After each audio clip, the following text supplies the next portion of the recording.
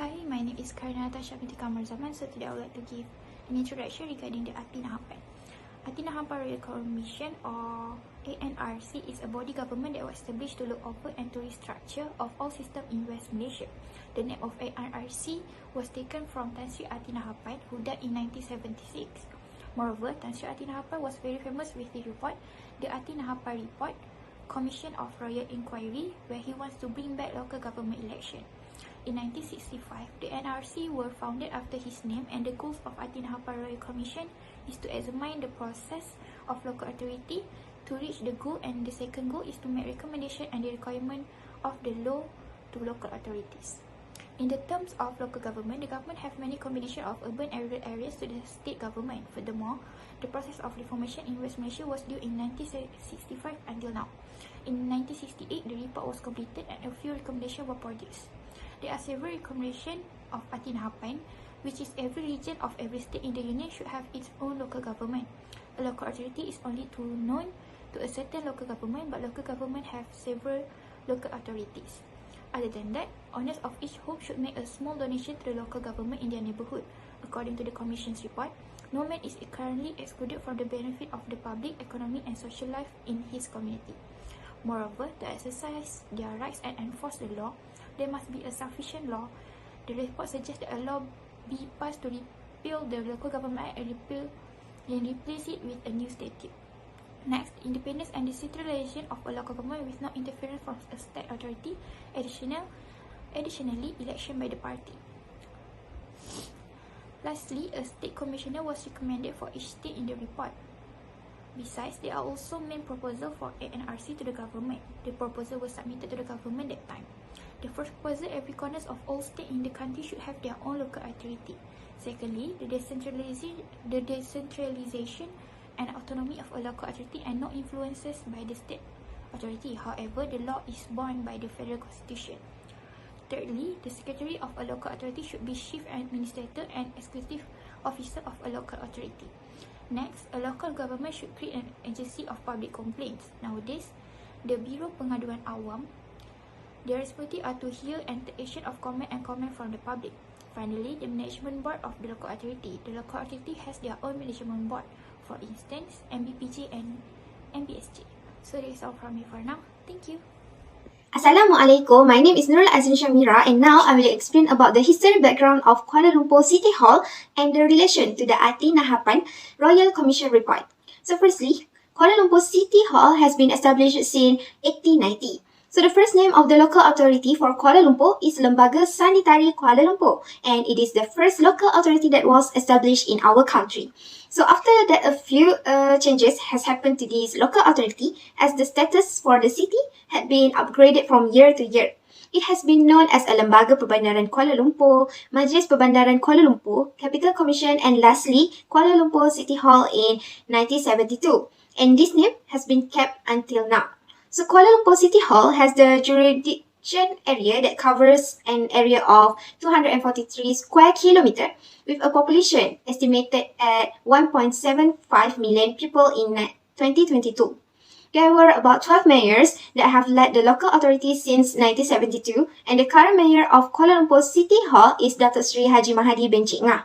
The local authority generally functions to provide services for public use, the development of economic activities, and the control of the property development within the administration areas. And Kuala Lumpur City Hall has the vision to develop a prosperous city for all by the year 2030. In relation to ATI NAHAPAN report, there are three main methods that can be seen from Kuala Lumpur City Hall formation. Firstly, the establishment of the local authority in certain area. As recommended by ATI NAHAPAN, every area must have its own local authority to reduce the pressure on the federal government. This can be seen through the changes in administration of Kuala Lumpur, which is in 1960. The area is administrated by the federal government, but after that, the local authority is the one that administrates Kuala Lumpur area, which is DBKL. Next, in implementation of law. As we can see, different local authority has different method of implementation. DBKL also one of the authorities that have different laws and method of law implementation based on the suitability of the administrative area. However, all of this implementation is still under monitoring of the federal and state government and bound by the federal constitution. This also in line with the recommendation from ATI Nahapan because it proposed that local authority can have the decentralized financial and administrative autonomy, but still under the control of state government. Lastly, the creation of a tribunal for public complaints is also proposed by the ATI Nahapan in her report. This also can be seen in Kuala Lumpur City Hall because the local authority also has a bureau of public complaint through the ADU-KL platform. So this ADU-KL platform is created to deal with any public complaints and give response from the city's council. I think that's all from me. I will pass to the next presenter. Thank you. Assalamualaikum warahmatullahi wabarakatuh. My name is Muhammad SYU'IB bin ZAINUDIN and I will be present about the similarity of ATI Napan Commission report and the local authority. Okay, the first point is a local authority will be in charge of all administration. It will make government administration easier and reduce the pressure on the central government. For the next point is a local authority should be decentralized and fully elected members with financial and administrative autonomy, but the subject to the control by state authority. And the third point is the secretary of local authority should be the chief administrator and executive officer of a local authority. Next is every local authority should have a management board. The management board's duties, such as the authority committees, will make the decision and review it based on the anti-Nahapan report. And lastly, the local government tribunal that has been set up for the purpose of dealing with the complaint of the public. This tribunal was established so that members of the public could express their concern, needs and demand based on the anti-Napan report towards this local authority. Thank you. Local government elections were first held at the Georgetown Municipal Council in 1956 and the last time it was held was in 1963. Elections at this level have taken place in Malaysia to elect committee members at the district level, and it must be noted that the local authority is the lowest level of government in Malaysia's system constitution. Through this election, the citizen elects the highest officials of local authorities and councillors, including Datuk Bandar, Yang di-Pertua Majlis, and councillors with authority over taxes, assessment rates, and enacting laws. Democracy can be reinstated and put into place with the help of this election as well, as the citizen will be able to monitor on who and how a state is managed. According to the ATI Nahapan report, elections of local governments were not held due to the outbreak of open conflict between Indonesia and Malaysia near the end of 1964. On September 3, 1964, a proclamation of emergency was issued across the country, establishing two rules and regulations under the Emergency Necessary Powers Act 1964, which are an Emergency Suspension Local Government Elections Regulations 1965 and the Emergency Suspension Local Government Elections Amendment Regulation 1965. This regulation has suspended all elections for local governments during the emergency situation. From another perspective, this election system was abolished in order to accelerate Malaysia's development. There was also a suggestion to rerun local authority elections in 2006, but there were various speculations among ministers who rejected this implementation because some believed that elections at this level had racist elements and could lead to racial inequality. However, ATI Nahapan's opinion that participation from choices made by individuals themselves is better in the long run by taking into consideration and adapting to a country's inherent weaknesses reinforces the importance of holding elections at this level. Next is the do's and don'ts during the election. Firstly, we will go through the do's during election. The candidates can represent a party politics. So registered candidates may run as a representative for their respective political parties or as independent candidates. One advantage as party representative is that the decision making are based on mutual agreement and from different point of view, unlike independent candidate where the decision is often made from only individual standpoint and without discussion. Secondly, a councillor has the right to keep the seat he earned even if he leave his original political party. This happens because there is no requirement that the candidate to be a member of any political party to occupy the position. The elections conducted are individual in nature because the councillor's main duty is to protect the interests of public and not as a representative who has been given a mandate. To develop code of conduct during election, candidates are allowed to campaign in public to promote their manifestos. However, some of them tend to violate election ethics by discussing on national and state issues. They need to control their speech by only talking about matters related to local government without violating constitutional restrictions. And lastly, no one candidate can stand in more than one ward. Back on 1960s, the election were based on ward election, which means elections were divided by area.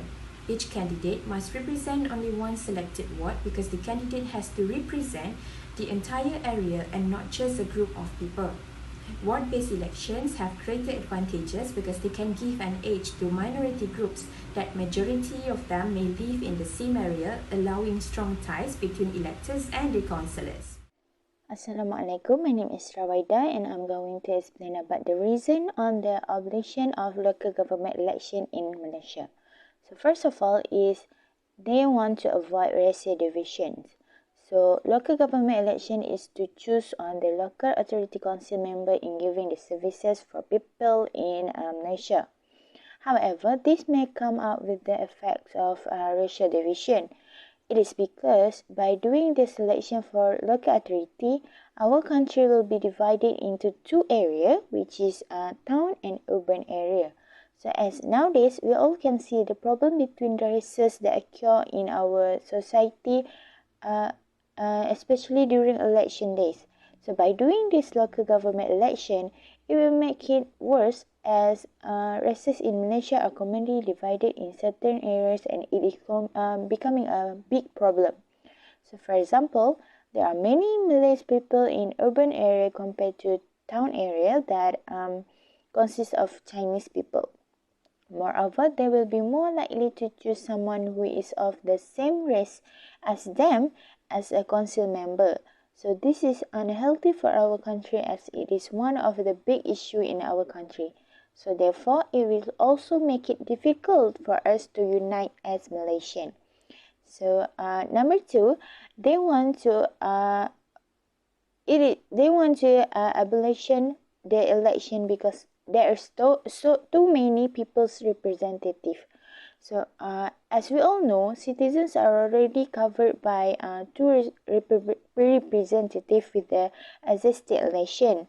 So it is because there are on average 55,000 people serving as parliamentary members. So the ratio of voters for each representative in the state assembly range from 25,000 to 40,000%. So when all elected representatives at the state and the federal levels are combined and the number of voters is compared, the average ratio is only around 22,000 elected members for every voters.